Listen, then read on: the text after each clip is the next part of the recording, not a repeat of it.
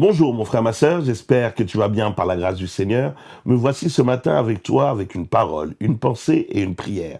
Alors nous voulons continuer dans notre thème intitulé Ce que Dieu veut. Oui, c'est important au bout d'un moment de pouvoir aller devant Dieu et de ne pas lui demander Seigneur donne-moi ceci, cela, mais de lui dire Seigneur je veux connaître ta volonté. Qu'est-ce que tu veux? Qu'est-ce que tu attends de ma vie?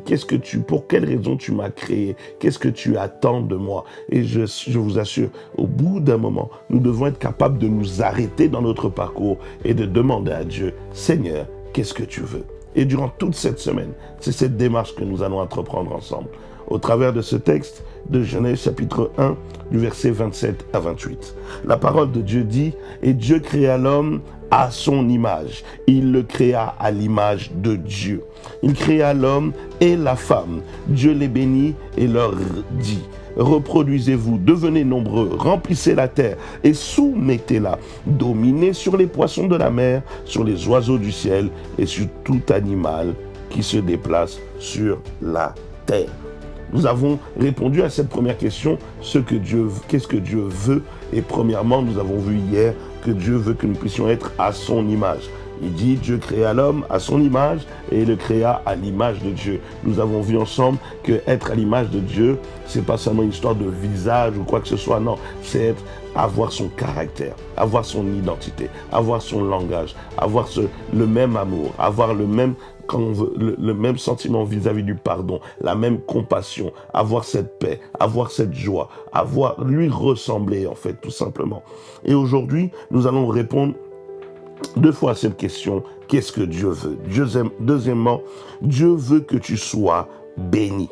Regardez, au verset 28, la parole de Dieu dit, Dieu les bénit. Dieu les bénit. Cela veut dire une seule chose simple, et j'aimerais que ça puisse cliquer dans la tête de quelqu'un. Nous avons été bénis dès notre création. Dès le début, tu n'es pas d'abord né sous une malédiction, tu as été créé sous une bénédiction. La bénédiction est venue avant la malédiction. La parole de Dieu nous dit, Dieu les bénit. Les premiers Adam et Ève, nos aïeux, ont été d'abord bénis. La malédiction est venue après. Et j'aimerais te dire, en fait, toi qui dis, je suis maudit, je suis maudit, je suis maudit, non, tu es maudit. Peut-être, il y a une malédiction qui est peut-être venue après. Mais au départ, au commencement, tu es béni. Donc arrête tout le temps de parler de malédiction. Oui, c'est une malédiction familiale, c'est une malédiction qu'il y a dans ma famille. Oui, mais au départ, au commencement. C'est pour ça demander à Dieu sa volonté, c'est revenir au commencement, c'est revenir à la Genèse. Dans Genèse, on nous dit, il est béni. Donc des fois dans ta prière, tu dois rappeler, tu dois dire, non, je ne suis pas que, il n'y a pas que la malédiction. J'ai été béni au début. Rappelle à tes ennemis, rappelle à ceux qui t'ont maudit, que vous placez votre malédiction, mais d'abord, le socle sur lequel je suis venu, c'était la bénédiction qui vient de Dieu. J'ai pas été béni par un homme, j'ai pas été béni par une personne, mais Dieu lui-même m'a béni dès la naissance. Donc la première famille a été bénie.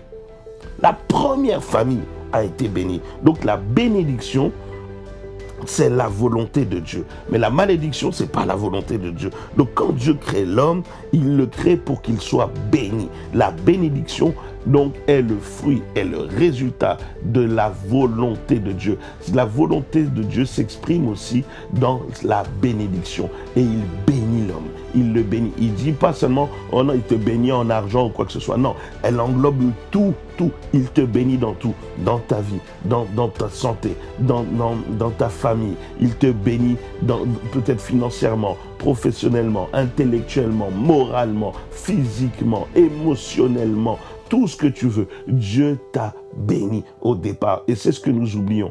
Dieu nous a d'abord bénis. Donc, c'est-à-dire si tu entends quelqu'un te dire, oh non, toi tu es un enfant de la malédiction. Non. Tu oublies une chose. Vous regardez l'histoire à partir d'aujourd'hui. Au départ, je suis un enfant béni. Je suis un créateur béni par mon Dieu, mon créateur. Troisièmement, qu'est-ce que Dieu veut? Dieu veut que tu te reproduisent. Écoutez, il dit, Dieu les bénit et leur dit. Donc la bénédiction a été accompagnée d'une phrase. Et c'est là qu'on va se rendre compte qu'est-ce que contient la bénédiction de Dieu. C'est pour ça que je vous dis, la bénédiction de Dieu, c'est pas d'abord une histoire d'argent. Vous allez voir, la bénédiction de Dieu contient des choses. Donc, premièrement, Dieu m'a créé pour être à son image. Deuxièmement, Dieu m'a béni. Mais troisièmement, il va me le dire. Pourquoi? Il dit, reproduisez-vous. Dieu veut que tu te reproduises. Qu'est-ce que Dieu veut? Dieu veut qu'il y ait plusieurs toi. C'est qu'il y ait en toi plusieurs copies. C'est représenter la copie de quelque chose. C'est-à-dire que quand on te voit, toi qui es à l'image de Dieu, ceux que tu produis derrière toi sont aussi à l'image de Dieu. Les gens que tu coaches autour de toi deviennent également à l'image de Dieu. Les enfants qui sortent de toi deviennent également à l'image de Dieu. Les amis, lorsqu'ils rentrent à ton contact, ils repartent avec l'image de Dieu. Mon frère, ma soeur, tu t'es reproduit combien de fois? Qui te ressemble? Et est-ce que justement tu as pris de la source, l'image originelle? Est-ce que tu l'as pris chez Dieu? Et si toi tu ressembles à Dieu, tout ce qui sort de toi doit ressembler également à Dieu. Se reproduire, c'est quoi? C'est être capable de retranscrire une chose qu'on a soi-même assimilée. Mon frère, ma soeur, ça veut dire que si il y a des choses que tu as assimilées en tant qu'enfant de Dieu, tu dois être capable de les faire assimiler à d'autres. Rappelez-vous, Paul dit à Timothée, ce que tu as appris de moi, tu dois être capable aussi de le transmettre. Tu dois être capable de le transmettre à des gens qui sont aussi capables de le transmettre à d'autres. Donc quelque part, il est en train de dire à Timothée, Timothée, je me suis reproduit en toi, mais toi aussi, tu dois te reproduire auprès d'autres qui vont également reproduire. Donc vous voyez, c'est important. Paul dit qu'il ressemble à Dieu.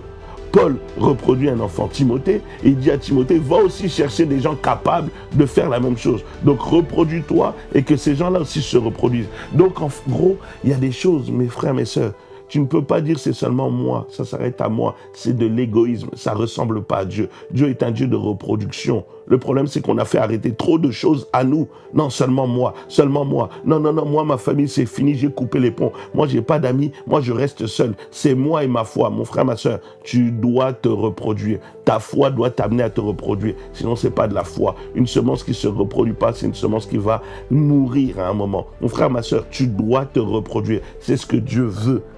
C'est pas seulement le fait d'avoir des enfants. Tu peux avoir même 1000 enfants. Est-ce que ces enfants te ressemblent?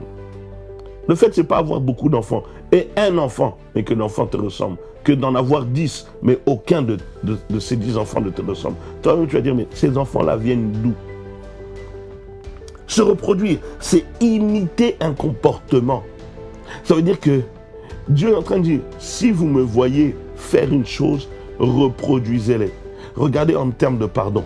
Jésus lui-même nous l'a montré. Il arrive à la croix. Il n'a jamais commis de péché. Mais il dit une chose, Père, pardonne-leur car ils ne savent pas ce qu'ils font. Il a pardonné à ceux qui lui ont fait du mal. C'est-à-dire que quand je dois me reproduire, c'est-à-dire que moi aussi je dois d'abord copier l'image. Donc c'est-à-dire que moi aussi je dois pardonner à ceux qui m'ont fait du mal, mais je dois enseigner aussi à ceux qui viennent à côté de moi ou ceux qui sont autour de moi à pardonner autour d'eux. On dit, oui, les gens sont méchants, le monde est méchant. Le monde est méchant parce qu'il n'y a pas de gens, il n'y a pas assez de gens bons qui se reproduisent. Ne sois pas bon que pour toi. Sois bon et reproduis-toi. Parce qu'il y a d'autres gens qui ont besoin. La grâce doit surabonder. Mais surabonde quand les gens se reproduisent. Se reproduire, c'est quoi? C'est faire plusieurs exemplaires d'une chose qui est déjà existante.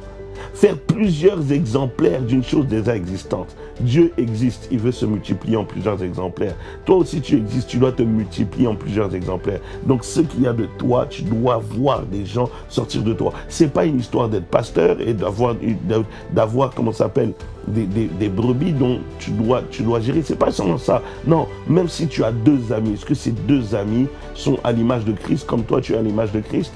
Si tu as 50 amis, est-ce que tu as pu toucher, impacter, reproduire, te photocopier auprès de ces 50 amis?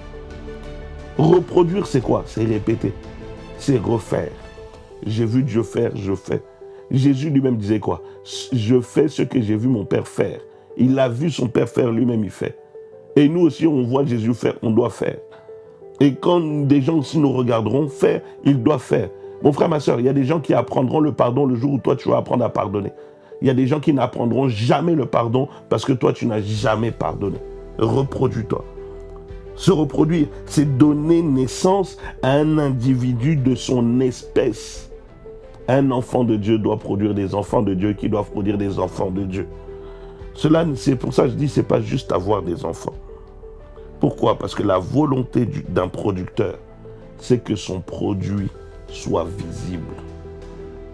Mon frère, ma soeur, quand un producteur, quand une personne fait un album, le producteur de cet album va tout faire pour que cet album se multiplie, soit vu le plus possible, soit vendu le plus possible.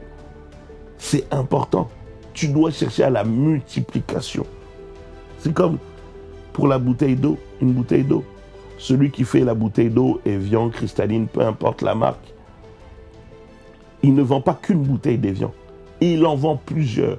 Il multiplie les bouteilles. On les achète même en pack. Tu peux les acheter en lot. Il veut qu'on en achète. Ça doit se multiplier. Mais pourtant, Evian a une source à Evian. Une source, mais qui se multiplie.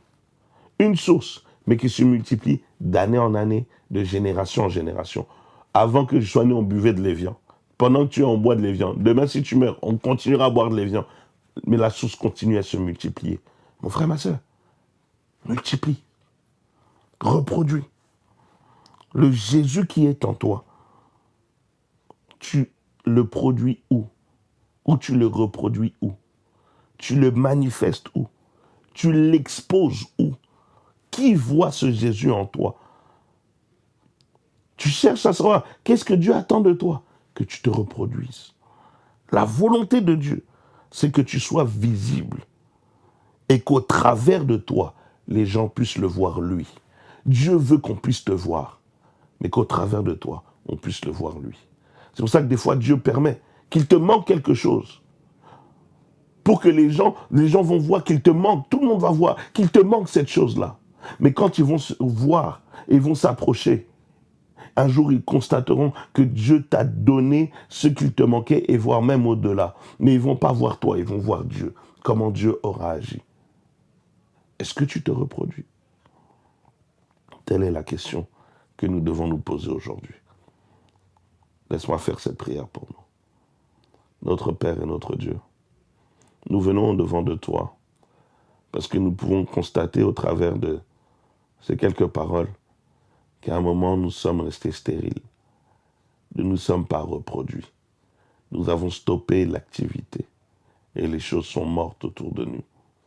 Seigneur, fais de nous des agents reproducteurs dans tous les domaines de nos vies, que ce soit en sagesse, en intelligence, que ce soit dans nos vies professionnelles, sociales, familiales. Seigneur Dieu, dans tous les milieux où nous nous trouvons, dans tous les endroits où nous pouvons être, que nous puissions nous reproduire et manifester ta gloire, ta puissance, et que les gens puissent te voir. Seigneur, au travers de nos vies, nous nous abandonnons à toi, au nom de Jésus, et nous disons Amen.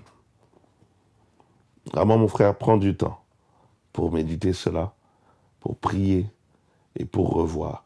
Est-ce que les gens qui sont à ton contact, tu les as impactés?